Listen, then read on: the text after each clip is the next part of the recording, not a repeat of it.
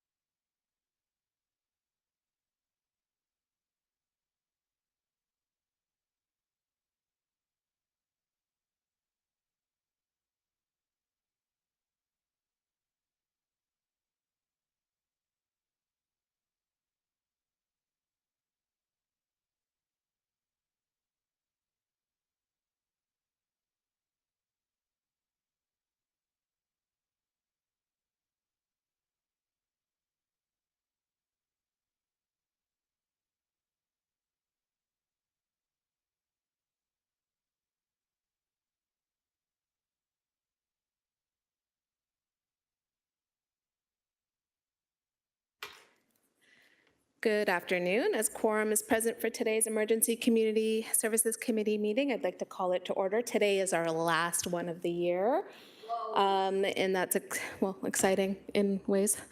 A reminder to all that are your electronic devices to be switched to a non-audible function during committee meetings. With me, joining me virtually are both Councillor Wilsons, Councillor Alex Wilson, Councillor Maureen Wilson. In chambers with me today is Councillor Jackson, Councillor Huang, and Vice Chair Councillor Clark. First up is approval of the agenda. May I please have a mover and seconder to approve the agenda as presented? Thank you, Councillor Clark, seconded by Councillor Huang. Any amendments? None? Okay. It is before committee for approval. Show of hand vote. And that carries. On to declarations of interest. Are there any? Seeing none, we'll move on to approval of the minutes of our previous meeting, which was held on November 13th, 2025. Could I get a mover and seconder to adopt the minutes? Moved by Councillor Jackson, seconded by Councillor Huang. Thank you both. And that is also a show of hand vote. Thank you. That carries on to delegations, which we have none of. Next item on the agenda is 8 in terms of items.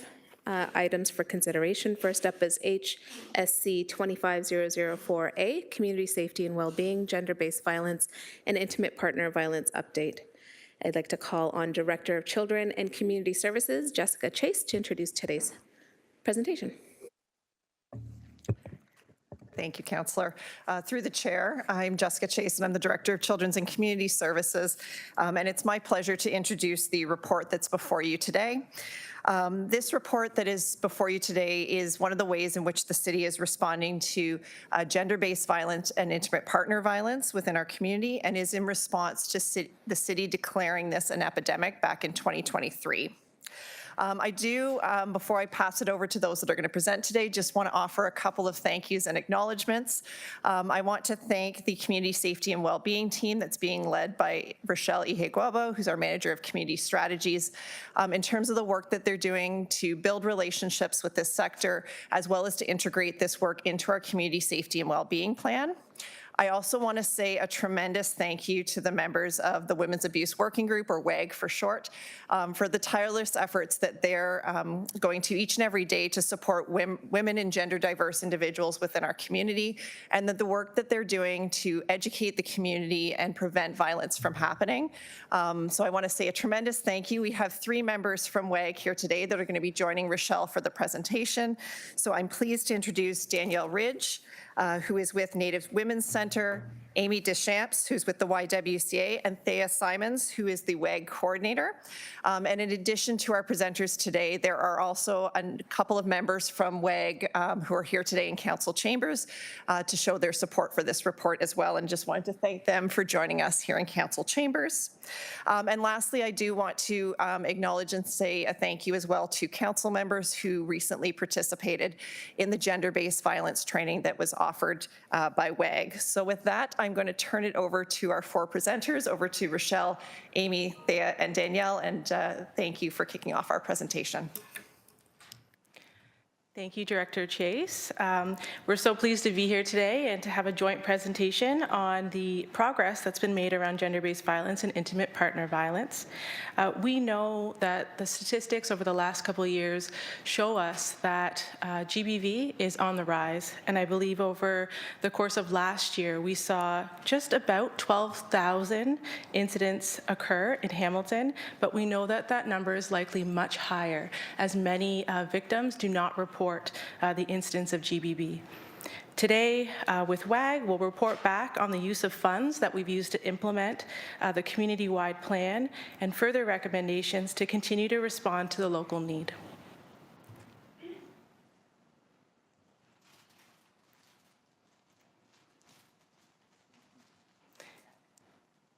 There is a delay, but let's see. There we go. Thank you. In terms of the agenda, so we will walk through a bit of the context, just give the background in terms of where we've been over the last couple of years and where we'd like to go. Review the report recommendations that Council has before you. I'll turn it over to our colleagues at WAG to provide an update on the progress of the funds used and the direction forward. And then we'll also review next steps and some timelines. In terms of the context, you may recall in August of 2023, the city declared gender-based violence and intimate partner violence an epidemic in Hamilton, and that really directed staff to work more closely with WAG on recommendations to address the epidemic. This was along with many other municipalities across Ontario. I think we are now at just over 100 other municipalities that recognize the importance of this issue and have also addressed it through an epidemic. Following that, we've had lots of advocacy to the provincial and federal governments that relate to gender-based violence. In 2024, we commissioned the YWCA to put together a gender-based safety audit, and we have really wonderful recommendations to consider around safety for women, girls, and gender-diverse individuals in our community, as well as some action plans that have also come back to Council. Earlier this year, we revised our community safety and well-being plan, and in that plan, you see that gender-based violence has been highlighted as a key issue in Hamilton, specifically around the community safety component. And then also over that time, we've had various funding to WAG to sustain coordination and implement actions addressed in the plans. In terms of the scope of work, it is really important for us to note that the work of community safety and well-being happens because of the relationships and the work that's already happening in the community. We need to leverage what exists, and this is a really great example of how we're doing that, identifying WAG as the lead expert in this field and looking at how we can work closely with them to advance the work. The recommendations that Council has before them, there are 5. So the first is asking Council to direct staff to walk into an annualized funding agreement of $150,000 that would go directly to WAG. That the term femicide be approved for use by the City of Hamilton in policy, reporting, and communications. That staff and council be directed to engage in ongoing advocacy, similar to what we've seen over the last couple of years, but continued. And that staff be directed to strengthen partnerships with local agencies and ensure gender-based violence is integrated into the CSWB plan implementation. And lastly, that staff, in collaboration with WAG, are directed to report back to this committee on an annual basis, and we would line that up with the annual report for CSWB going forward.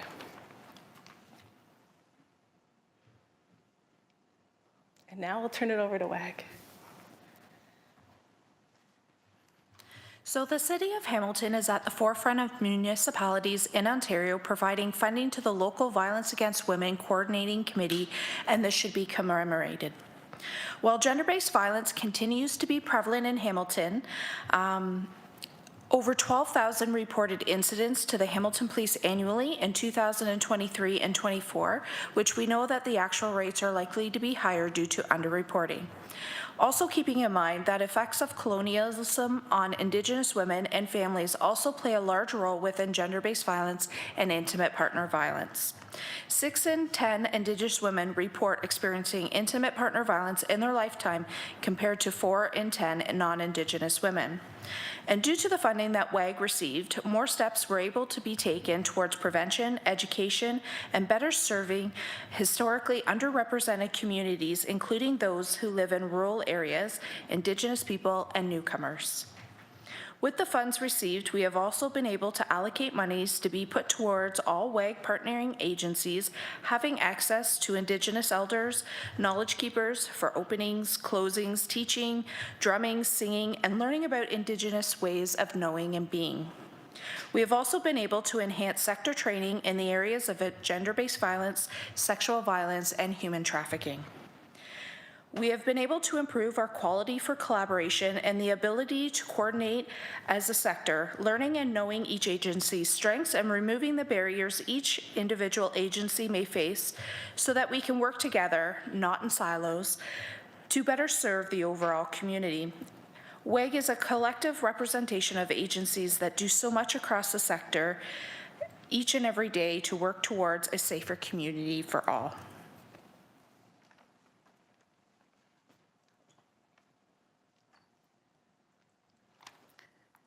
Okay, so for a bit of a breakdown in terms of current and proposed funds.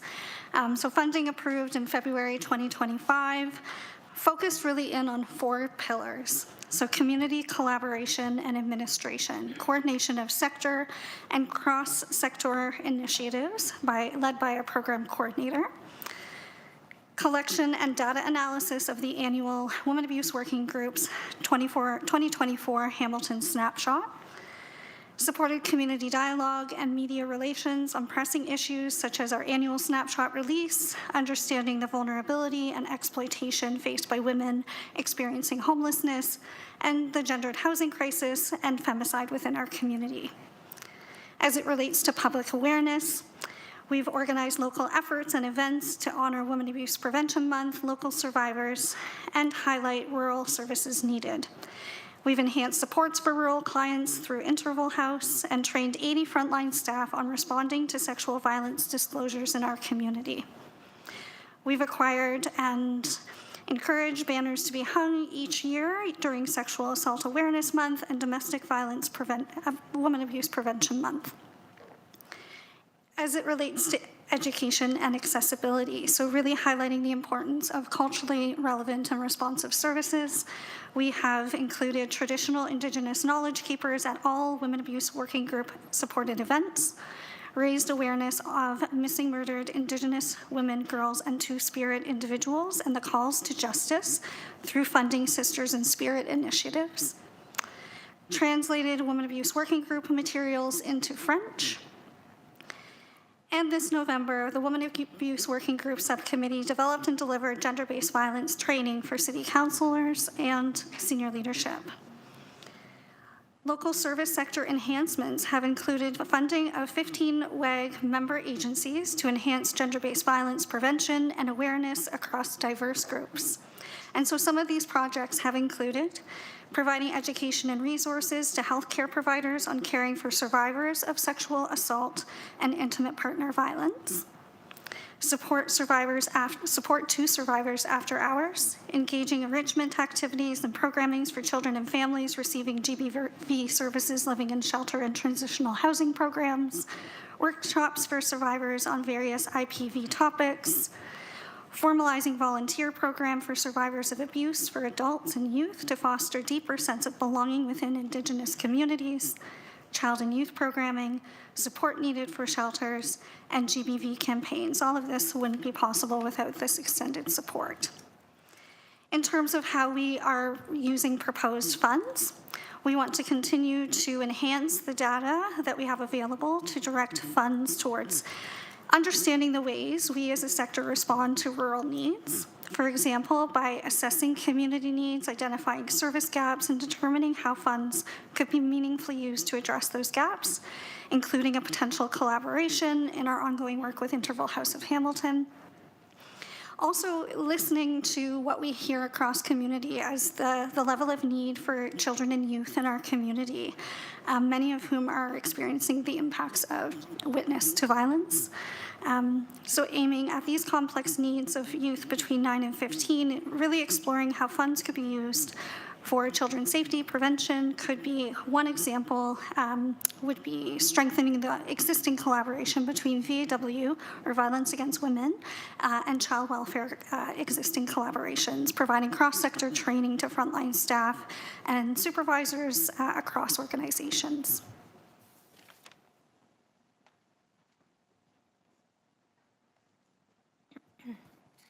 For next steps, as Rochelle suggested earlier, Hamilton has the opportunity to not only address but prevent gender-based violence through sustained coordinated efforts and collaboration.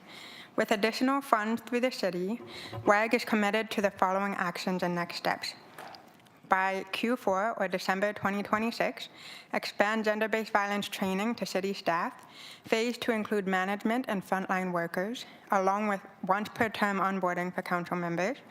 Throughout 2026, continue to coordinate local gender-based violence system partners and activities, including data collection to produce the community snapshot, ongoing awareness events, training, and gender-based violence-related communications. By Q4, or December 26, 2026, in collaboration with our WAG members, expand culturally sensitive supports to Indigenous, Francophone, and newcomer women and diverse people, and enhance services to women and gender diverse people living in rural areas.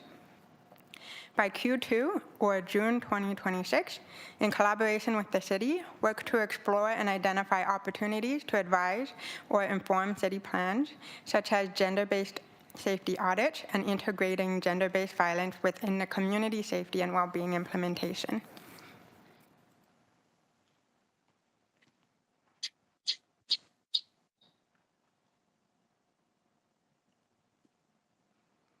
Thank you, Taya. And so there are a few next steps on our behalf as well, that for the duration of 2026, we would continue to advocate to the different levels of government, as we mentioned, and to add femicide to the criminal code. Throughout 2026 and hopefully by Q3, we'd integrate GBV prevention within the CSWB implementation. That aligns well with all of our action planning that's happening at the moment. Throughout the year, we would continue to address gaps through city and support community activities and planning with partners, working closely with WAG. As well, we would look to work with WAG to define distinct roles and identify opportunities for alignment on GBV efforts and initiatives, again, in alignment with all the action plan that's underway. And that's it. Thank you. Thank you so much for that joint presentation and overview of recommendations. We do have we have 3 folks on the speakers list. So first up is Councillor Huang, followed by Councillor Maureen Wilson, and then Councillor Clark.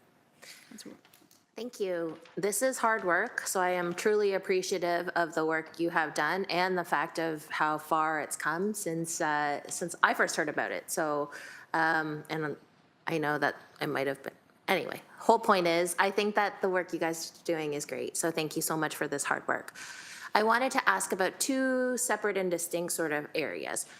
One of which, in my role here as counselor, I have been privy and privileged to participate and attend different initiatives. So one that I can think of is like the Safe at Home initiative. I can think of several funding opportunities like interval house funding and that sort of thing. So how do we get sort of line of sight into how those initiatives are going? Because I do know that the Safe at Home is done through Mission Services, I think. Aaron's work, right? So, so I just wanted to, how does council or how does this committee get any type of feedback or understanding on that type of work through you guys, through your chair? Thank you through the chair.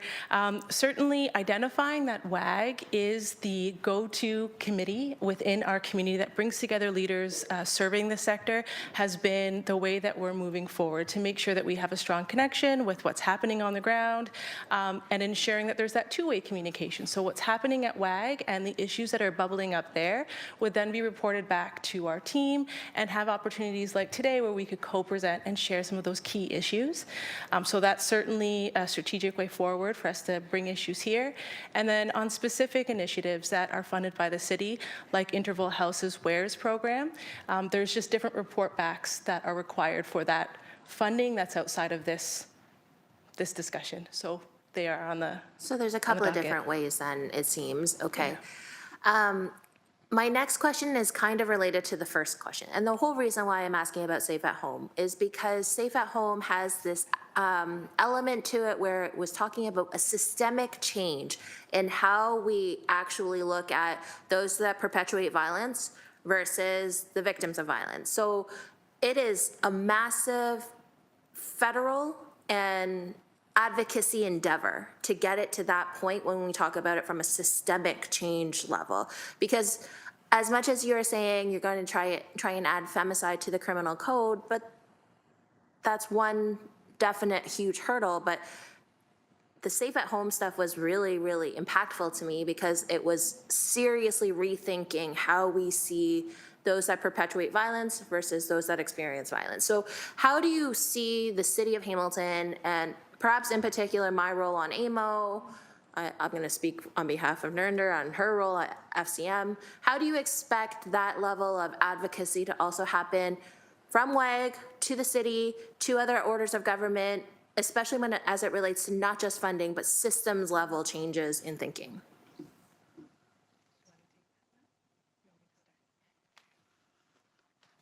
So I think there's the ability, like proximity, right? So being able to connect with different member organizations of the Women Abuse Working Group, given that we're an advocacy and sort of coordination table, we don't have those specific details that are best represented and spoken to by the members that work within those particular organizations. I think that there is opportunity for that understanding as a whole when we're talking about systemic change, to come through the voice of WAG, and that I can think of that happening in a few different ways in terms of conversations that we can be having at the Women Abuse Working Group table as one example.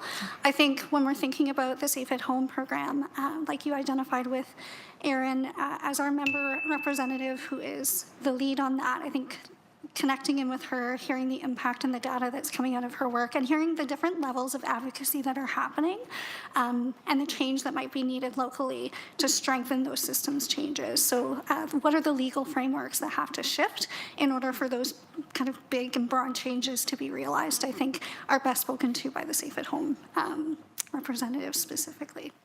Okay. My last question through you, Chair, is we work very closely with Jessica and her team when we have to go to advocacy days at AMO, for example. So we do delegation visits with the Minister of Childcare and Social Services, MCCSS. We've done delegations with Minister of Health, for example.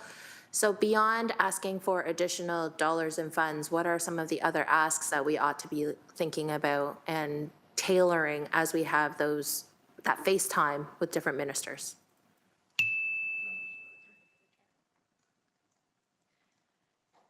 I think it's a lot about public education, attending community events, getting to know what services, programs are out there in the community, as well as is supporting any events if you can't be there, right? Sending people in your place, possibly advertising for those events as well and passing around the word. But I think it's becoming involved in that conversation and opening the conversation up. Okay, if that answers. Yes, thank you. Thank you very much. Thank you, Councillor Hang. Next up, we have Councillor Wilson. Thank you, Chair. Thank you to the delegates and their ongoing work. So important to this city. I have, I think, two primary questions. The first one is through the chair to staff in helping me better understand the recommendation that is both in the report but is also part of the presentation of directing staff to strengthen partnerships with local agencies. I'm trying to better understand in supporting that recommendation what kind of mandate is to staff, what are they looking for, and how will council on behalf of this community measure success? Thank you. Thank you through the chair. The recommendation you're mentioning is number 4, I believe, strengthen partnerships with local agencies to ensure GBV is integrated into the community safety and well-being plan. So what comes to mind is our recent community safety summits that invited community in to talk about some of the key issues, but also identify actions. And so one of the key issues at each of those sessions was around gender-based violence. And we learned and we heard from a lot of the local agencies around what's working, what's not working, what are those system pieces we need to be looking at changing, and where are there investments on the ground that we need to be making as well. So continuing to keep the dialogue open is really important. And in the next 3 to 6 months, we'll have a clearer idea of the key actions that will follow the CSWB implementation plan. And so we'll have a good sense at that point too. Thank you. So if I've understood then, what will be forthcoming will be a report on the actions resulting from those strengthening partnerships, and those will be, and then the ultimate security around those actions, those will be the deliverables. Just trying to better understand through the chair. Through the chair, you are correct. That action plan will be available in the next 6 months, and that will identify the investments and way forward. Okay, thank you for that clarity. Um, in your presentation, in the collaborative presentation just presented, and I think it's uh, embedded in the report, I've heard the word spoken this afternoon about the importance of prevention and education. And I'm wondering if I could, through the chair, um, what is the responsibility of the city in the collection of gender-based data in supporting um, different policy directions and specific policy actions? I'd like, could you comment on the importance of, or not, in your opinion, the importance of that kind of data to assist in ultimately informing actions as recommended? Thank you. Through the chair, I would bring us back to the recent discussions around the gender-based safety work. And much of the discussions there are about those root causes of safety concerns for women, girls, gender diverse people. And so we are looking at it from a prevention lens. We are looking at it across the city to say, you know, how are programs, policies serving or not serving women, girls, gender diverse people? Because that data helps us plan ahead. It helps us maintain that upstream perspective, because we know that prevention, stopping something before it happens, is a much better way to address issues in our community. Thank you. So could you, thank you for that. Could you help me understand whether in fact, or remind me or help me understand, or perhaps I am misinformed, is there actual direction set out to staff underscoring the importance of that gender-based data? And I'll just give you a few examples, if I may, to try and, so I'm not speaking so much in ambiguity.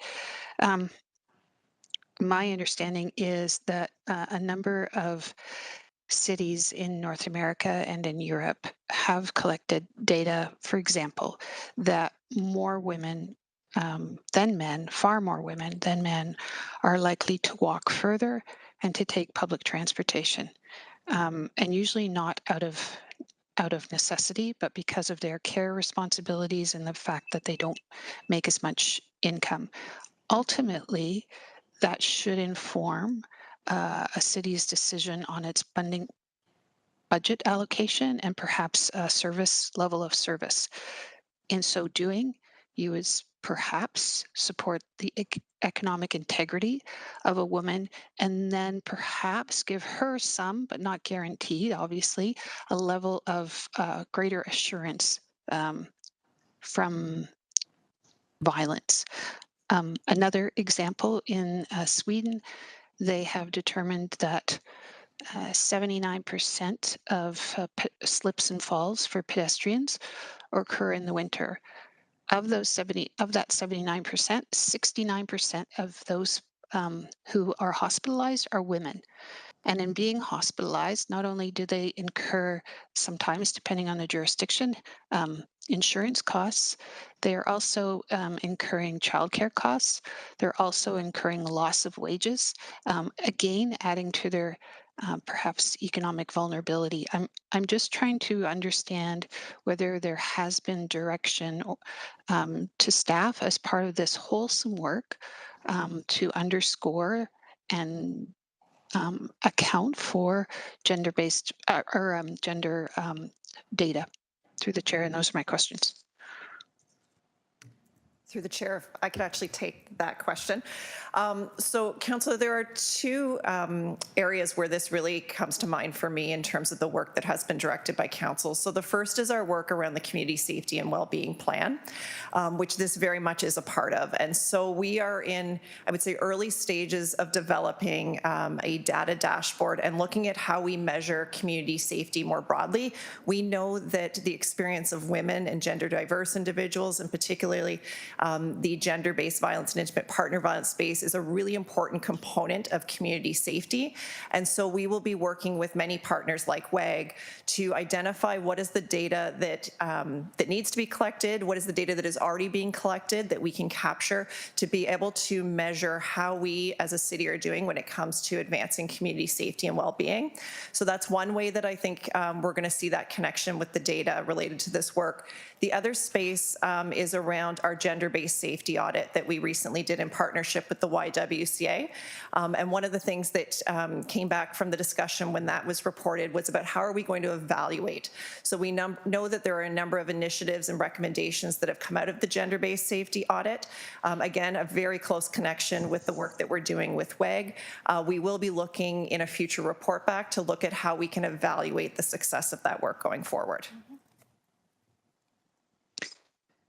Thank you. Appreciate that feedback. I guess my comment is, to my knowledge, most jurisdictions don't collect data by gender, and therefore policy is uninformed and unaccountable to the experiences of women, and in so doing, we don't fulfill our obligation to half of the population, and in so doing, we add perhaps to their the vulnerability that we see at the other end of the of this story is that that of violence. So I will speak further to staff about this, and hoping to.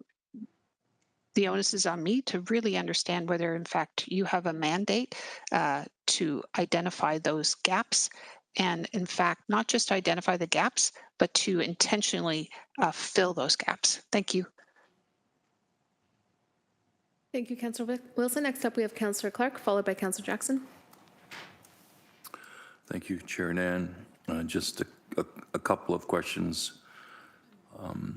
In one of the recommendations, it's that the term femicide be approved for use by the City of Hamilton in policy reporting and communications. And I note on page 2 of 6, it speaks to that the city has been advocating to the province and federal governments, and that we requested the federal government add femicide to the criminal code, the federal criminal code. Has that been done? Not the advocacy. Did the federal government change the criminal code? Through the chair, that change has not been made yet.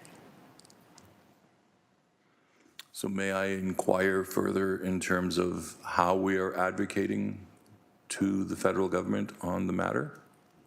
Who does that advocacy? Through the chair. So there have been letters in the past, as well as there is continued advocacy that happens through delegations at AMO, for instance. Whenever there's opportunity, there has been advocacy there. I think it's going to be an ongoing piece that we need to continue to do work. Again, utilizing organizations like AMO, perhaps the FCM, to continue to advocate for those pieces for adding femicide, and as well as for sufficient funding to the sector as well.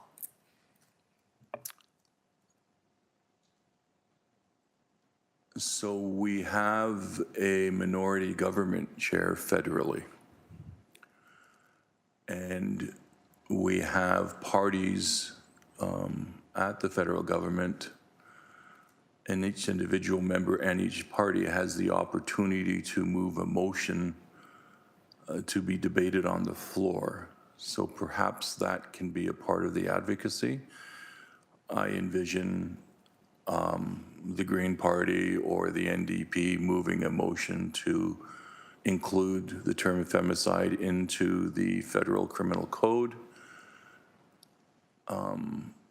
It would be an interesting result and we'll know whether or not we are making headway on the votes, because the votes generally on those motions are not whipped. It's the individual conscience of each member of parliament. It's something that we should consider. Use the minority government to our advantage. So instead of trying to get the government to do it and they're ignoring us, go to another party who's not going to ignore us and perhaps can put the matter on the floor and have that vote. I think that would help us. So I'll leave that where it is. I'm not going to give any direction on it. Just you guys can take it away and consider that as an opportunity in discussions with Mr. Phillips in the Government Relations Office. So adding the term be approved for use by the City of Hamilton in policy, reporting, and communications. So can you help me with what the intention of that is? Because would be confusion if the term is not in the criminal code. How are we going to report on it? How are we going to use that term? Do you have an idea, please? Through the chair, I can certainly start, but maybe turn it over to our colleagues at WAG. The term femicide, we know, denotes killing an individual because they are a woman or gender diverse person. And so while there are interventions that we need to look at, there's also a lot of prevention work. There's prevention at looking at how policies might infer that action is tolerated in our community. And so that's where the municipality can take a look at policies and procedures to ensure that those inferences are no longer there. But I will turn it over to my colleagues at WAG because I have a really good sense of this term.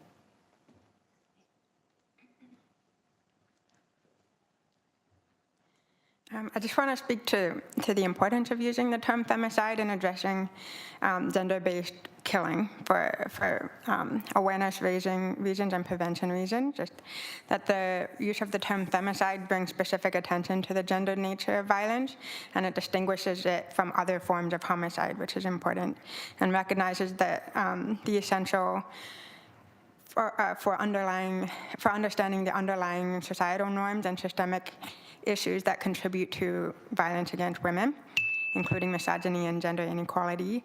And by labeling these things as femicide, we acknowledge that they're not isolated events or incidents, but that rather they're part of a broader pattern of violence that targets women based on their gender. It's also helpful in prevention, data analysis, and supporting survivors.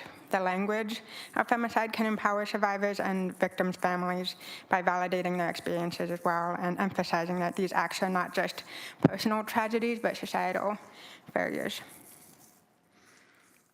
So you're including it in the report in the sense that the city would then acknowledge the existence of femicide, what it means, put it in our policies, but just as importantly, educate the public. Is that a fair paraphrasing of what you said? Yes, so speaking through the chair on behalf of Taya, yes, that is correct. And I think it acknowledges the loss that we experience in our community. This is in line with the reporting and tracking that's already happening through the Ontario Association of Interval and Transition Houses that have been tracking this data for many years annually. And it breaks the silence around this issue that we see happening across communities. We've experienced a femicide here in Hamilton within the last year. And so her name, Shailini Singh, does show up in that femicide report. And so it aligns local and municipal responses with what we're hearing from sector, what we're hearing from survivors is needed to break the silence on this issue and name it accurately. That seems like an excellent idea. Just curious, is there anyone tracking it nationally? I mean, you hear it on the news and it's always shocking what's happening, but is there anyone tracking it nationally, do you know? Yeah, so there is the Canadian Observatory for Femicide and Justice that is doing a lot of work around a campaign called Call It Femicide. And so between themselves and the Domestic Violence Death Review happening, that's work that's been underway for many years. Yeah. I fully support this. I rarely speak about my personal experience, but my family life when I was a child was filled with violence.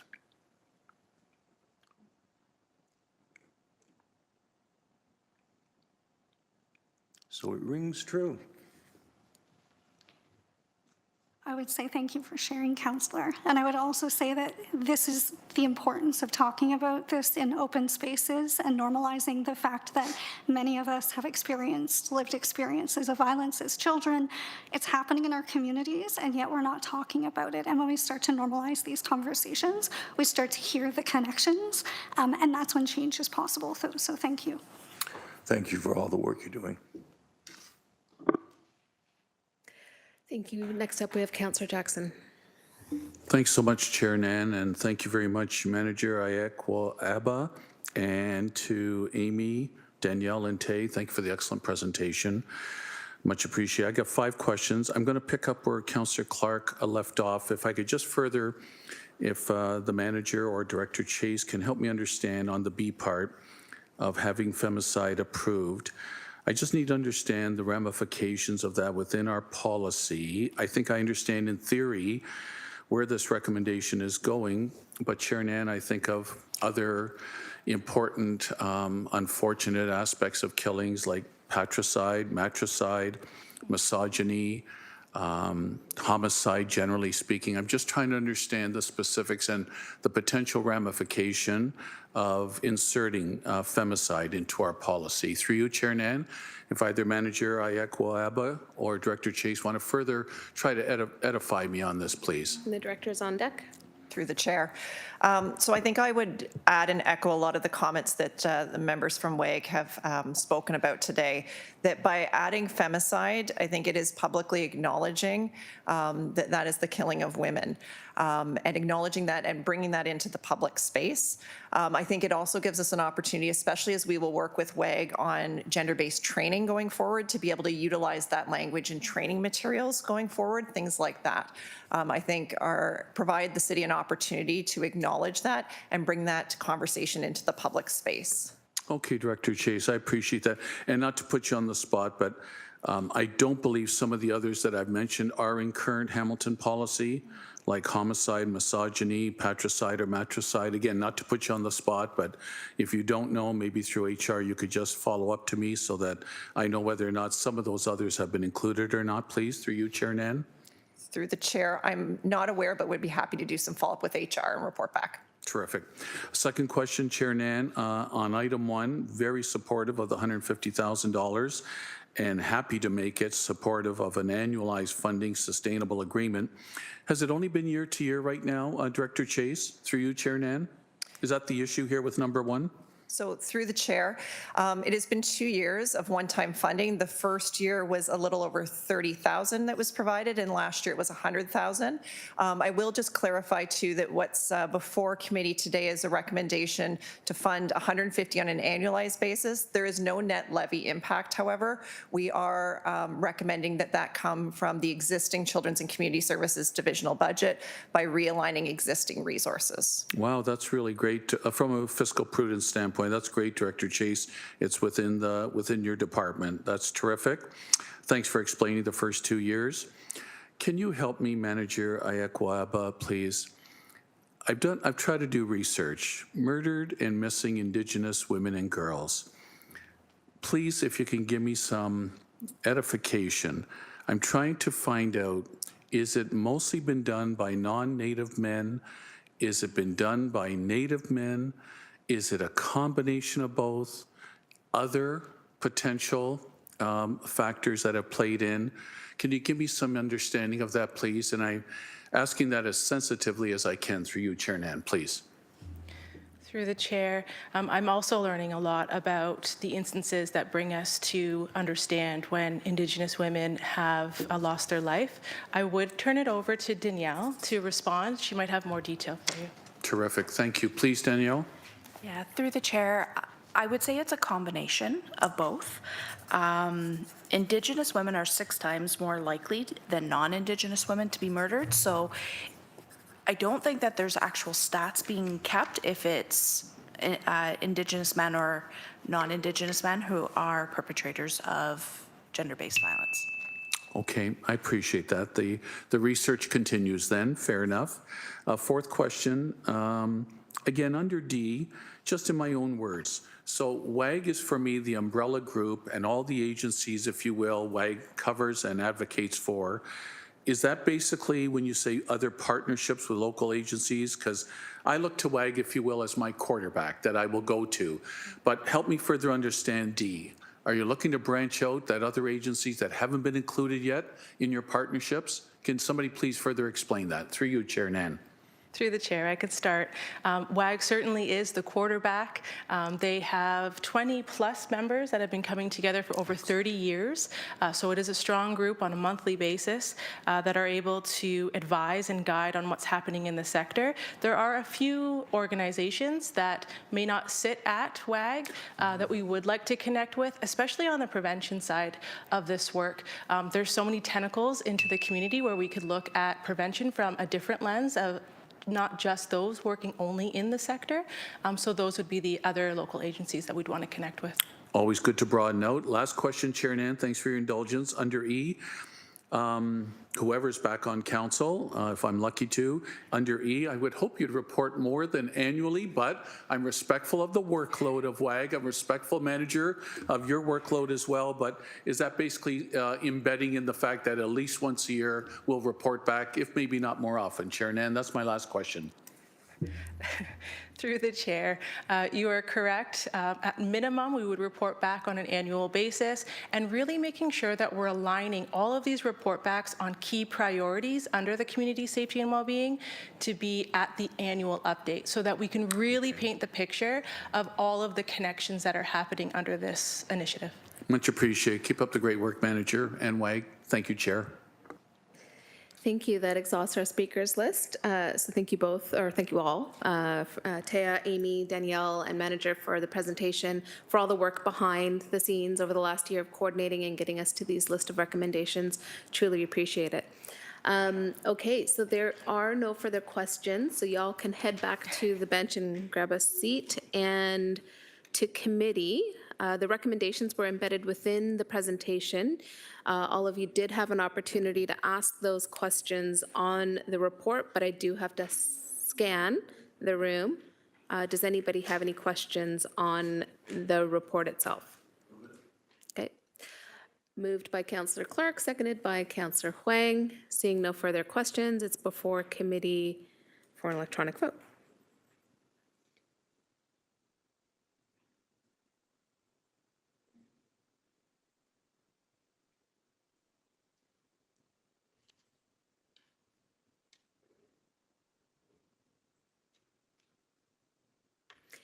First committee vote always goes a little slow electronically. The system lags for that first vote, so bear with us.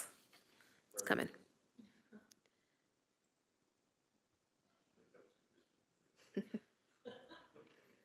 The Grinch who stole the electronic vote.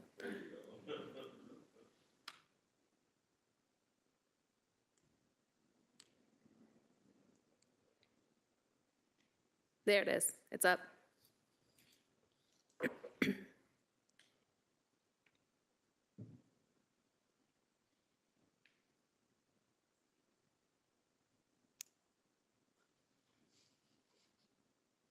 That carries. Thank you. On to 8.2, Community Safety and Wellbeing Situation Table Pilot Review, HSC 24006A, and again over to Director Chase. Through the chair, happy to give a brief overview of this report, and then if there are any questions, we'd be happy to take those. So the report that's before you today provides an overview of the results of our situation table pilot, also known as Hamilton Cares. This pilot is a direct result of recommendations that came out of the Community Safety and Wellbeing Plan. The situation table brings together a variety of different community partners from across Hamilton in order to support children that are at elevated risk and their families in order to be able to rapidly wrap supports around that child and that family. The report that's before committee today recommends that we extend the pilot for another year. This will allow us to some additional time to incorporate in recommendations that we are hearing back from community partners. We've recently conducted a survey on the first year and have heard some feedback on how we can continue to improve. Generally, the feedback was quite positive, but there are opportunities for improvement, such as extending the age range that this table would serve. This would also allow us additional time to do further evaluation of the pilot and to be able to come back to committee next year with further recommendations on its future. And then this extension, I will just flag too, of the pilot will be embedded into existing resources within the division, so there's no additional financial ask at this time.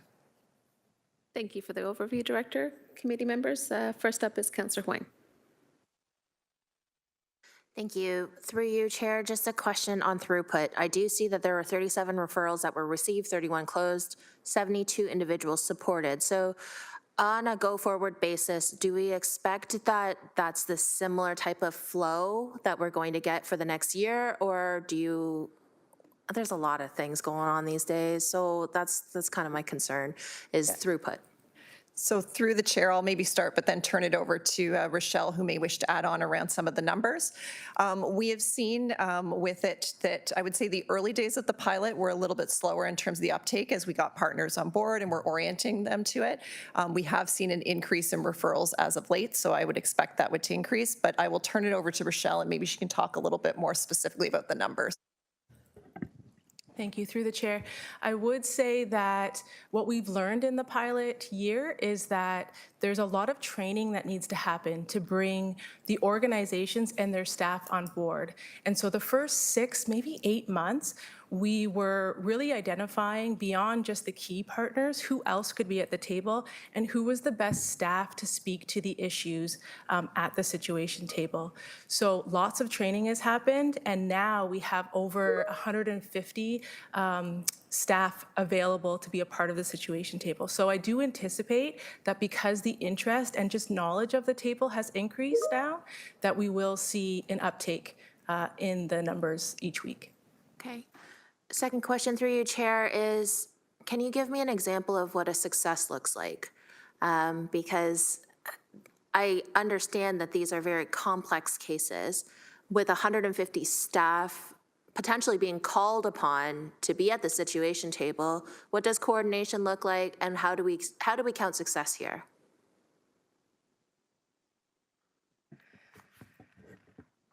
Success is taking into account a few different factors. The situation table brings together organizations and their staff to discuss and wrap around clients to figure out what's the best way to support an individual that's about to experience a crisis. So success would be bringing more organizations on board and having more staff a part of that, most definitely. The other part of it is in this next part of the pilot, we are looking at evaluating the client experience. We weren't able to do that in the first year, and so that's a critical part that we're going to be looking at going forward. So ensuring that clients did get those supports, and what does it look like on a short, medium, and long-term basis would be some of the elements we'd be looking at. Excellent. I am really happy to hear that the client will also have some sort of survey or some sort of feedback mechanism to help us understand how well the situation table is working. Is there an opportunity for a copy and paste of this particular program affecting other vulnerable groups of people? Through the chair, I can take that one. So certainly that's something that we have thought of. We want to start with the pilot project. I think we also recognize as well that if we were to extend this beyond to other populations, there would be resourcing implications with that. So that's something that we're cognizant of. And we also want to make sure too that anything that we're creating is complementing existing tables that already exist within the community and not duplicating other efforts. So I think that that would be something that we would look at as part of this pilot project and come back with recommendations on. Okay. I am just looking at Holly O'Dwardy, so that's why I was like, ooh, vulnerable seniors and elder abuse and all of those that happen in those sort of situations. Okay, my last question through you, Chair, is what does the evolution of this program look like? Because 150 people is already a lot of people. I don't know how many agencies that really represents, in all honesty, because we have some agencies that might be one person or other agencies that might be 15 people that you could call upon. So what does the evolution of this after the 2-year pilot, what does this look like? Through the chair, it would actually take us back to your last comment around identifying whether or not we are meeting the needs for the current population this table serves, which in the next version will expand to 0 to 18 years. But we also know that there's needs across the community. So success by the end of this pilot will help us identify not only if this model is working, is it working to bring organizations together in this way, but also what are the target populations we need to be focusing in on. And that's just where that ongoing conversation with our community partners is so critical, because we do hear needs from different vulnerable populations as well. So by the end of this, we would identify what the target population or populations ought to be. Awesome. Thank you so much. Those are all my questions. Thank you. Next up is Councillor Clark, and then I'll add myself. Thank you, Chair. I think I heard you say that the next year you're looking at changing the cohort and going to age 18. Thank you. So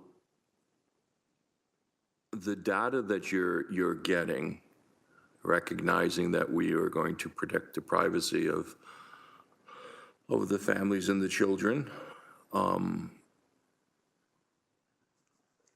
how much data are you collecting to know if the program's intentions are being fulfilled? Through the chair, we did complete an initial evaluation with the partners that sit at the table, which are about 20 plus organizations over the summer months. And we did learn that I believe it's 87% of the participants agree that the table was facilitating effective coordination, information sharing, and overall satisfaction at being at the table.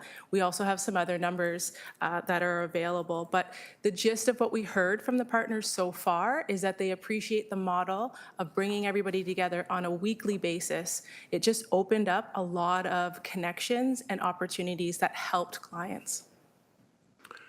So in the old days, Children's Services, the Children's Aid Society would intervene on families where there were allegations of violence against children. I'm trying to understand in this model, I'm looking at, I'm sorry, page 3 of 5, risk-driven, no, one more. No, that was it, risk-driven, and it speaks to individuals. So 72 individuals were supported, and it speaks to people being referred. So the individuals that were referred, it shows 12 to 17, 30% were 6 to 9. So they're not referred to the program per se, they're referred to agencies who are partners to the program. And the agencies who are partners to the program are working together to improve the results for the young people. Is that a fair assessment of how it works? Through the chair, you are correct. The individual would speak to an organization, and if there was interest for this collaborative support, then that organization would come to the situation table meeting and they would wrap around to figure out what are the multiple supports they could offer that client and then go back and case manage within that organization. So I think the first year's report is excellent. I'm curious, by including the next cohort of age 18, is there an intention to try to protect young people in their late teens from getting involved in organized youth gang violence? Through the chair, yes. Not only did we hear from the community that a situation table was needed through our previous community safety and wellbeing action planning, we also heard, as part of our Building Safer Communities grant program, that a situation table that offered additional supports to youth that are experiencing violence, trying to enter into gangs, was also very important. And so that's why this current iteration of the situation table was funded through Building Safer Communities, because we recognize that real important connection. Yeah, I think it's important that you add that additional cohort. My ward is far from downtown Hamilton with some of the issues that you're experiencing in several of the wards, but in my ward, we are seeing youth violence, we are seeing youth crime, and we are seeing young people carrying guns. And it's very scary, as well as blade knives.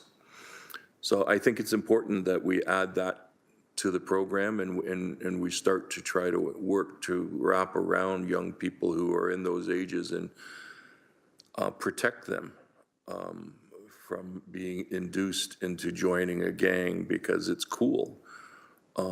You get a gun, and they're only being exploited. Those kids are being used because, for the most part, they're underage in terms of the criminal courts, and so they get a slap on the wrist, whereas anyone over the age of 18 is going to get a much different punishment. So I think it's great that you're doing that. That was my hope when we started this program a while ago. You recall the murder of a 16-year-old up by Shoppers Drug Mart on the mountain. There were 3 people shot in one instance. And we started to see gun violence that we'd never seen before. And it's happening everywhere, not just downtown Hamilton, not just downtown Toronto, everywhere. And to stop that indoctrination of young people into criminal organizations, I think is really important. So I wish you well. Thank you. Thank you, Councillor Clark. If you could hold the mic for taking the chair. Absolutely. Go ahead, Chair. Thank you. Through you, in the same page, same section that Councillor Clark had just left off in the risk-driven tracking data insights, the points around, sorry, my eyes are adjusting to my screen. Give me a second. The top mobilized supports and the top risk factors. So recognizing that there's 61% recreation, 48% mental health, 42% education, 39% counseling, 35% parenting. The total will never equal 100, because I think what the statistics are exposing to us is the complexity of the crises that young people are facing, that there are multiple levels of service intervention that are needed to provide the adequate wraparound support to really lift these young folks away from the crisis and towards lower risk. And in terms of the risk factor, seeing that also really clearly demonstrated there in terms of mental health risk factors, antisocial negative behavior risk factors, both being really high and being higher than criminal involvement specifically. So I see some nodding there through you, Vice Chair. If you could just speak to that multi-layer factor and the fact that that complexity does exist. How do we continue to resource crisis support that remains multifaceted? Manager, please. Through the chair, I don't have the specific number off the top of my head in terms of how many risk factors each client that is presented at the table presents. We tend to see something like 8 to 12 different risk factors that are identified at a time. And so that just speaks to the need for that wraparound, looking at different sectors connecting. What I can say is that our partnership with our recreation internally as well as external has been such an incredible partnership to this table. We didn't recognize that recreation would be a connection as strongly as it has, but it really speaks to the well-being component that recreation can provide. And that's just where you see that 61%. We expect that to continue to be a top referral. Thank you. And through you, it also, I think, speaks to the evolution of recreation services from being just training people to participate in a physical activity to having staff that are more trauma-informed.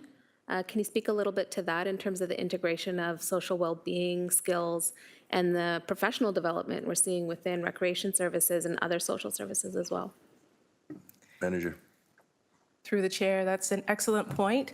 And I can say with our colleagues within the City of Hamilton's Recreation Division, we know the great work that they're doing in terms of inclusion and trauma-informed practices. And I would also highlight that in the community, through BGC Hamilton, through Wesley, they have also been identified as champions of the gender-based safety work. And so they really understand just that holistic approach that needs to be taken within recreation programs. So just highlighting those as successes in Hamilton. Thank you. I really appreciate it through you. I think that that's really a key learning here for us to continue being aware of as a committee as the next iteration comes through. I'm really looking forward to the report that's going to come forward with the client feedback being integrated in. I think that's going to finally provide the last part of the picture that we need in order to support this work going forward.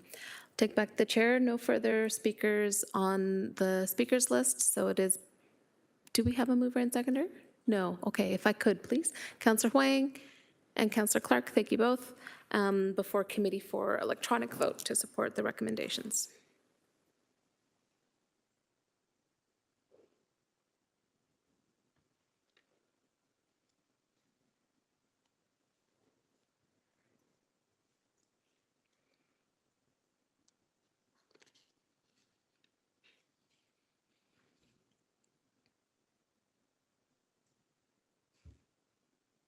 That carries, thank you. On to 8.3, standardization of adult incontinence products update review, HCS 21005A, and over to Holly Edwardi, Director of Long-Term Care and Seniors. Through the chair, Holly Edwardi, Director of Long-Term Care and Seniors.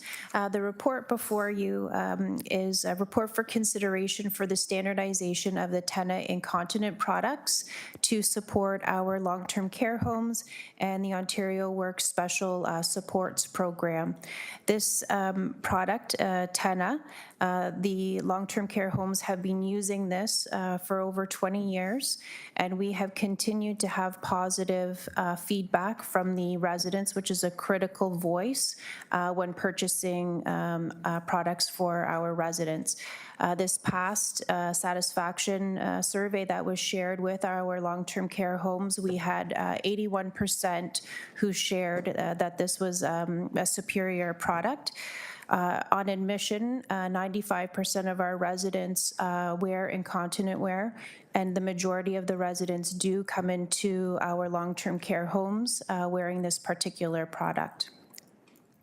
In addition to that, we had done a market scan with other long-term care homes, seeing which products they were using as well, just to ensure that there's not a better product out there to mitigate risk to our residents, and that risk is skin integrity.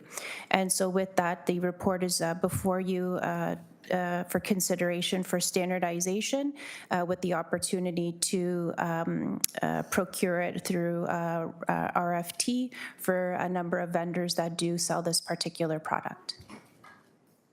Thank you for that. There are speakers on the list, but if I could please get a mover and seconder first to put the report on the floor. Councillor Jackson and Councillor Clark. First up on the speakers list is Councillor Clark, then Councillor Alex Wilson, then Councillor Huang. So I have no issue with the use of TENA. Excellent product. Clearly, you're getting excellent results from it. It's worrisome to see that 95% of our seniors in a long-term care home are wearing diapers. Is that a reflection of the loss of funding over the years? Where we may have had in the past an ability to assist seniors in keeping their dignity and getting to the bathroom. Now we don't have the same resources, and so it's just easier put them in TENA. Through the chair, most residents who come into us are incontinent already. And so we continue to support residents. And there's a variety of different products that are available. There's briefs, there's pads, and there's pull-ups. And so depending on, some residents are mobile and able to support themselves or with assistance and may use a pad because they may have intermittent incontinence. So having that particular pad or a pull-up will give them reassurance that they might, if they do have an accident, if you will, that they are going to be comfortable. And this particular product really helps to wick away urine from the skin, keeping the skin integrity well. So residents coming into long-term care are much more fragile and acute, and so we have been seeing an increase of resident admissions who are already incontinent coming into our homes. And in discussions with our colleagues, I think all of our long-term care homes are seeing the same. It's an interesting development. From experience with other long-term care homes and not, I've never had a family member in the city's long-term care homes. Bed sores were a big issue with the wearing of diapers and incontinence products. What's the experience in our homes with bed sores? Through the chair, this particular TENA product, for when we're speaking about the briefs, where residents are likely a little bit more immobile and need additional assistance from staff, we have minimal skin integrity issues related to incontinence with this product. I'm pleased to hear that because I've seen some huge bed sores in my time, and it doesn't have to be that way if the proper monitoring is there and the proper services are being provided. So thank you. This is enlightening. I fully support it. Thank you. Next up, Councillor Alex Wilson. Thank you. Just some quick comments from me through you, Chair. Really appreciated this report and thought there was a strong justification. Appreciated the incorporation of resident feedback, staff feedback, as well as health outcomes in the justification. I think if we're going to do a sole source or we're going to look at standardization, that's the type of information that's really crucial, and that was all in the report. So just really grateful. I think this is a simple decision because of all that. Thank you. Thank you, Councillor. Next up, we have Councillor Huang. I also agree that it's a simple decision. I just wanted to get a sense for timing because as much as TENA is offered by multiple vendors, what's our cadence for different vendors that might offer this product? Because we're not sole sourcing it, but we're just standardizing the product. So what does the cadence of changing out vendors look like? Through the chair, Councillor, I do not have that answer for you, but I can look into it and get back. I can't recall if it was the same vendor the last time or if it's a different vendor. I apologize. I don't recall that. I just wanted to make sure that we're choosing a vendor. TENA is not a Canadian company. It's a European-based company. I'm just optics-wise thinking about, like we said, council said that we wanted to buy Canadian, buy local as much as possible. So I just wanted to make sure that our vendor was a little more local, that if they weren't local, then at least we were we were very deliberate with like swapping out the vendors and making sure that we are buying from a local Canadian vendor. That's all. That's the impetus for where I was going with this. Thank you. I'll look into that. Thank you. Thank you, and that exhausts the speakers list. Out of abundance of caution, colleagues, I am going to declare a conflict on this item, as I do have a family member who is in one of our excellent long-term care facilities in the city. So I will fill out the appropriate paperwork at the right time, so I will call the vote.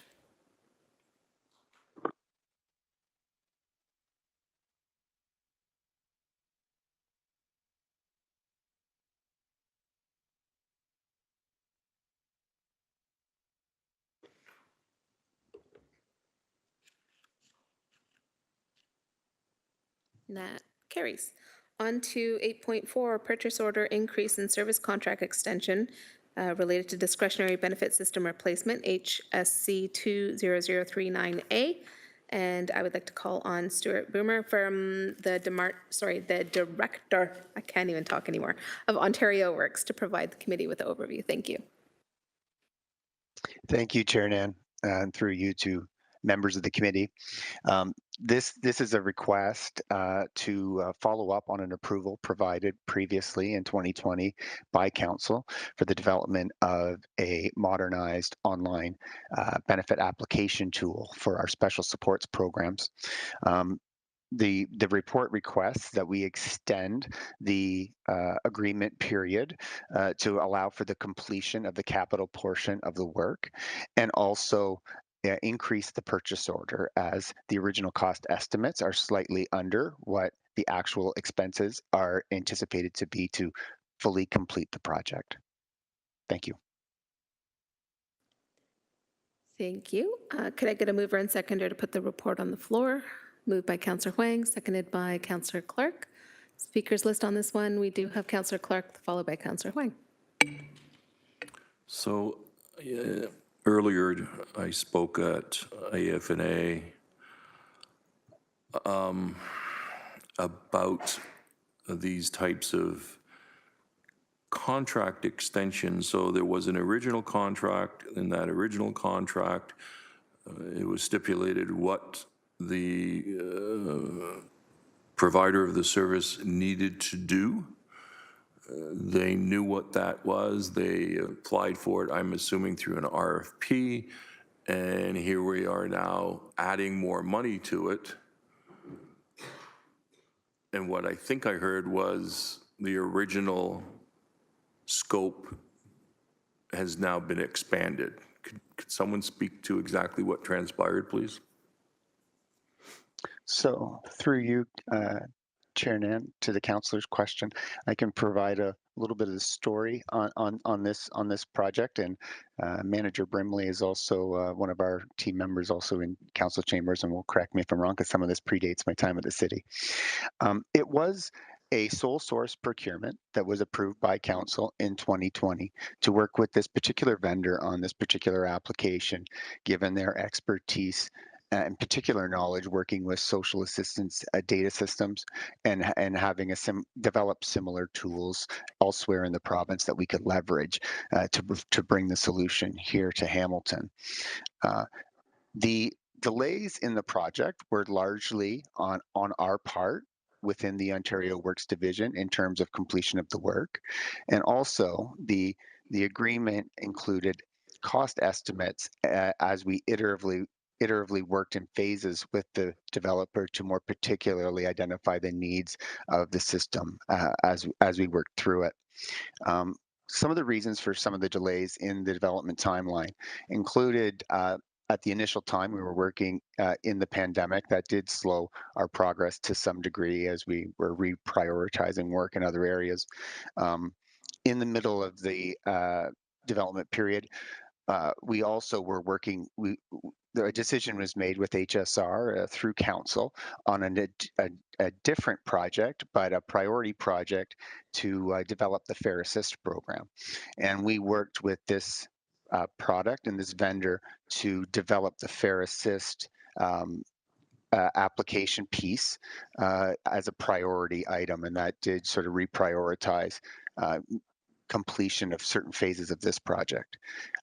As we then moved into phase 2 of the project, the cyber incident did impact our ability to move through that as quickly as we would have liked.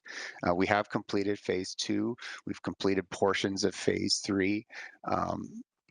We're 5 years out from the original timeline, and some of the cost estimates have increased both for inflationary reasons, but also based on some of the particular requests we were making throughout the project based on our needs for how the system needed to operate so that we could manage online applications in a way that worked for our team and for local residents. Thank you. I understand the rationale. Can I ask, we're dealing with vulnerable populations with Ontario Works and Ontario Disability Supports. Not everyone can afford a computer.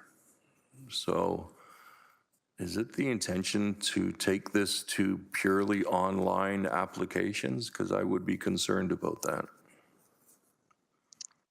Through the chair to the councillor's question, no, that is not the intention.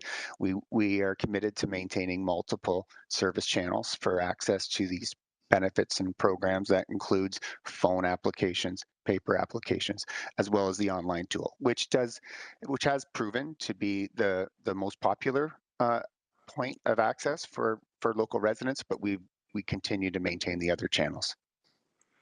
Thank you. I appreciate that. Councillor Huang? Thank you.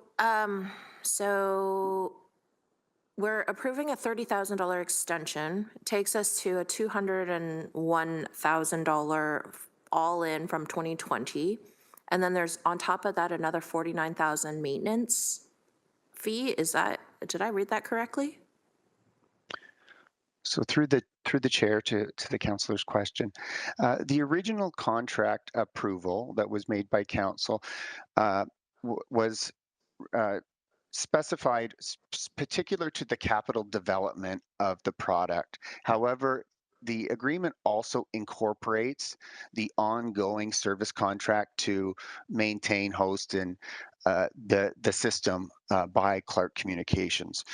That took the total value of the original project over the $250,000 threshold and necessitated us to come to council and committee for the appropriate approvals at the time. So moving forward, this will allow us to complete the capital portions of the work. We will then, at the expiration, if approved, of this extension, we would then we plan to continue to work with Clark Communications on a service agreement to maintain the system. That would be typically approved through a Schedule B exemption in the procurement policy for that ongoing portion, but we have detailed some of the costs related to that for committee and council's information. Okay. So the work that's left outstanding, will it actually get done within the 3-month timeframe that you've outlined in this report? I believe that the time through the chair to the councilor's question, I believe the report provides us with an additional 15 months. Sorry, 15 months? Yes, the extension request is for March 31st, 2027. Oh, okay. I did not understand that. Okay, thank you for that. So then in terms of the next steps, once, so I'm trying to understand the business model here. It's start to finish, essentially 2020 to 2027 is a $200K capital build out of a online, essentially portal online system that helps us with our benefits administration and management. But included in that is also another $49,000 maintenance fee year over year over year. And how long is that contract for? So the current contract ends at the end of this year. The request in this report would be to extend it to March 31st, 2027. We don't have any locked in requirements to extend beyond that. However, our intentions would be to continue to utilize what we've built moving forward, and we'd work with procurement to prepare an extension to that contract in late 2026. So do we own this software at all, or is this still owned by Clark Communications? Through the chair to Councillor Wang's question, the product is hosted and owned by Clark. However, it's been developed for our use, and the service contract allows us to utilize it, but they retain ownership. To the end of 2027? I mean, Through sorry, March the 20 chair, if approved, correct. To the end of March 2027. Okay.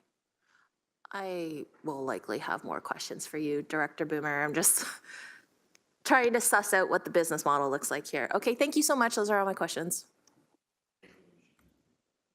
Thank you. That exhausts our speakers list. It's been moved and seconded. Yep, before committee for vote.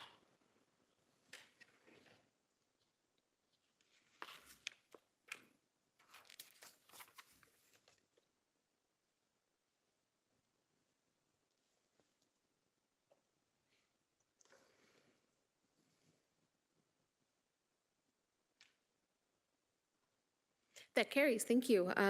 There's no motions. In terms of notices, Before we end the meeting, okay. There was a couple things I was going to say also, and also had a couple of notices of motion. Do you want to okay, you wait? do that, and I'll Okay. wait until then. Thank you.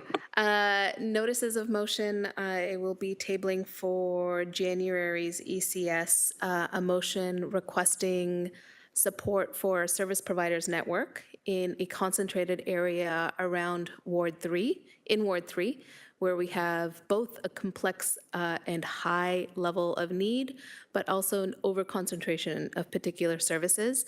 And the goal that I'm seeking is municipal coordination of those services so that there can be a kind of go-to table to help reduce the points of conflict in the community between those that are in need, the services that can be deployed, as well as the remaining population that don't need those services. So that's one. The second one I'll be moving is targeting the Barton Street community around the Barton Village BIA area specifically. There's been an increased and ongoing expression of need since 2018 for a very similar kind of approach. We have had communities services as well as municipal services impacted, and I'll be moving for a similar strategy there as well. So just putting that on notice today for January committee meetings. Thank you. Oh, and then finally, as your chair, before we adjourn and I pass over the mic to our vice chair, wanted to say thank you to Elsie Versace, L.A. Blen Brusson, as well as the entire team at the Healthy and Safe Communities Division, all of our sectoral partners, and also each one of you, my emergency community services colleagues, for the good work that we've done this year. Really appreciate it. We're a small committee, but a mighty one, and really looking forward to continuing the work next year with you, but not as your chair. Thank you very much. Councillor. I don't give compliments easy, but you were an excellent chair. You dug into issues with staff. You were truly involved throughout the process. You ran excellent meetings. I was honored to be your vice chair, and thank you for your service. Thank you so much. Okay, with that, we're adjourned.